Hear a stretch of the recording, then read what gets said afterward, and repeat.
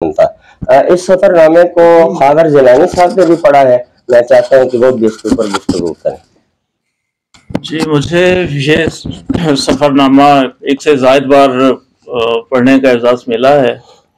میں سمجھتا ہوں کہ اس سفر نامے کی جو سب سے نمایاں خوبی ہے وہ ریڈیبلٹی ہے۔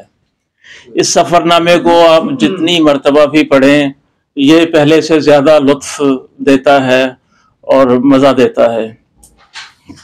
بنیادی طور پہ داستان کو ام الاصناف کا درجہ دیا جاتا ہے، اور جدید دور میں سفر نامہ داستان ہی کی میں سمجھتا ہوں کہ نمائندہ صفت ہے اور جدید صنف ہے۔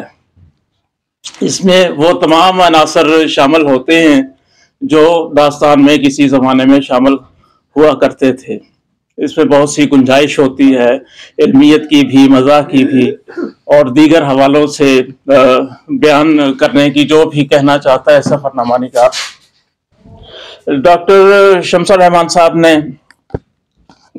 مصر کے حوالے سے، تہذیبی اعتبار سے، سیاسی اعتبار سے، اور اس کے جو مختلف علاقے ہیں وہاں کے نسلی اعتبار سے لوگوں کے حوالے سے بہت نمایاں جانکاری دی ہے، ملتی ہے، اور اس میں اس انداز سے یہ جانکاری ہمیں ملتی ہے کہ اس میں ایک شگفتگی کا پہلو وہ بھرپور طور پر سامنے آتا ہے۔ شوخی طبع اور روانی اس تحریر کا ایک خاص مزاج بنتی ہوئی نظر آتی ہے۔ تو میں اس سفر نامے پہ ڈاکٹر صاحب کو مبارکباد پیش کرتا ہوں۔ بہت شکریہ۔